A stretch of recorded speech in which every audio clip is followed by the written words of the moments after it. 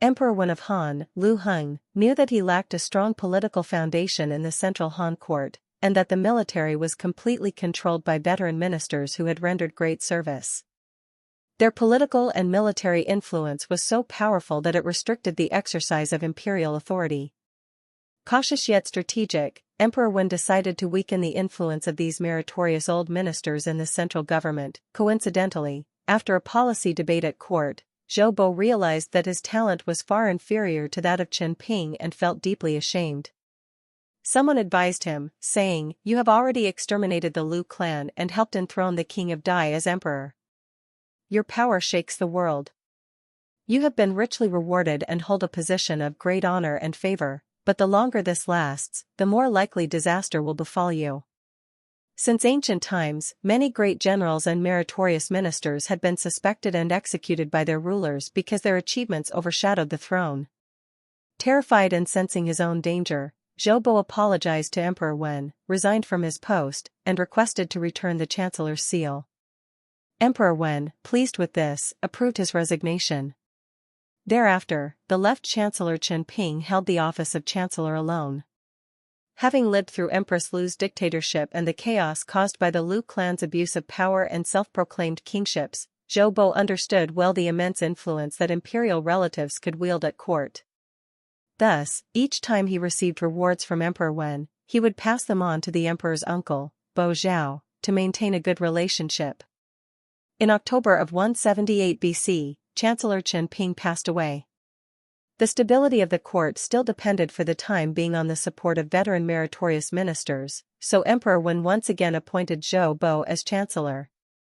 When Emperor Wen ascended the throne, he heard that Wu Gong, the governor of Hunan Commandery, was an able and virtuous administrator, so he promoted him to the position of Minister of Justice, Tingwei.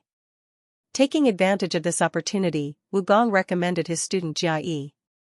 Emperor Wen summoned Jia Yi and appointed him as an erudite scholar, doctor, an official responsible for managing books and classics, knowledgeable in history, and engaged in education.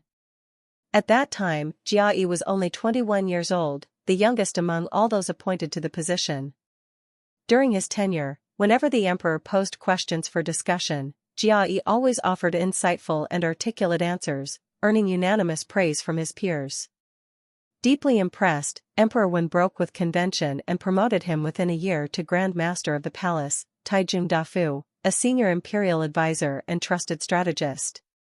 Serving close to the emperor, Jia Yi formulated policies inspired by Confucianism, designing a complete ceremonial system for the Han dynasty and proposing economic reforms that emphasized agriculture while restraining commerce. In 178 BC, Emperor Wen adopted Jia Yi's proposal and issued the famous decree known as the Order for the Feudal Lords to return to their states.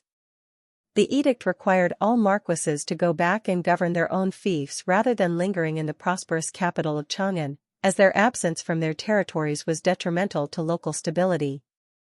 This policy, however, threatened the interests of the feudal lords, represented by Zhou Bo, and provoked strong opposition.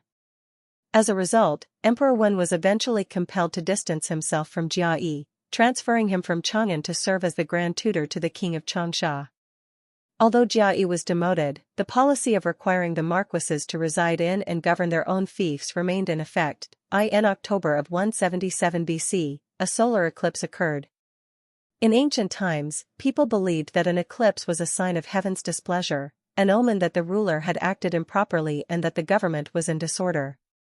Seizing this opportunity, Emperor Wen reaffirmed his earlier decree, saying, "Previously, I ordered the marquises to return to their fiefs, yet some have made excuses to remain.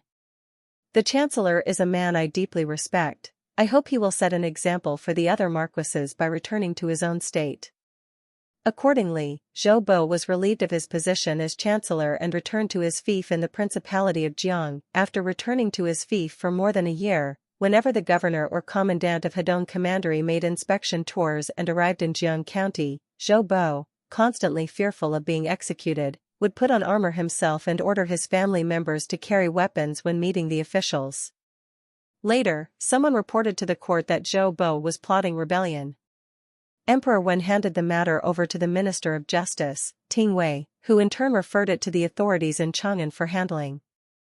As a result, Zhou Bo was arrested and put on trial. Zhou Bo was thrown into prison, terrified and at a loss for how to defend himself. The jailers gradually began to bully and humiliate him. Desperate, Zhou Bo offered them 1,000 gold coins for help. One of the jailers secretly wrote a message on the back of a wooden tablet, hinting to him, "Ask the princess to testify for you." The princess referred to Emperor Wen's daughter, who was married to Zhou Bo's eldest son, Zhou Xingji.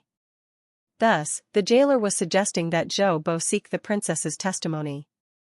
Unfortunately, at that time, Zhou Xingji and the princess were having marital disputes, and the young couple paid little attention to the matter, offering no help. Fortunately, in the past, Zhou Bo had often given the rewards he received from Emperor Wen to the emperor's uncle, Bo Zhao, to maintain a good relationship. Bo Zhao was a sincere and loyal man. He had not forgotten Zhou Bo's kindness and was determined to help him escape this disaster. Treason was a capital offense, and the case was extremely serious. Bo Zhao hurried into the palace to inform Empress Dowager Bo.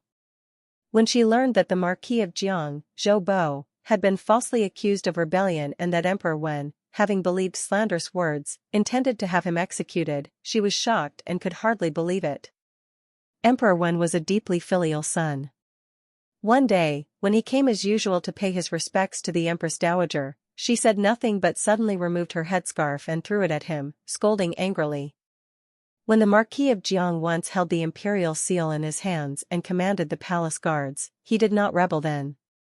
Now that he has retired to his small fief in Jiang County, do you really think he would rebel now? In fact, Emperor Wen had already read Zhou Bo's confession in prison and understood that he had been falsely accused. However, in order to silence those officials who constantly claimed that Zhou Bo had been the key figure in helping Liu Heng ascend the throne, the emperor had to let the Marquis of Jiang endure some temporary humiliation. Now that Emperor Wen's goal had been achieved, and since the Empress Dowager herself demanded Zhou Bo's pardon, he went along with it, ordering Zhou Bo's release and restoring his title and fief. After being released from prison, Zhou Bo sighed, "I once commanded an army of 1,000,000, yet how could I have known the power of a jailer?" He then returned to his fief, and not long after, he passed away. An ancient Chinese proverb says, "A fish swimming in shallow water is teased by shrimp, a tiger fallen to the plains is bullied by dogs." It means that once a person with power, influence, or strength loses their position, they are likely to be humiliated or mocked by those weaker than themselves. This reflects a universal truth of human society, at all times and in all places.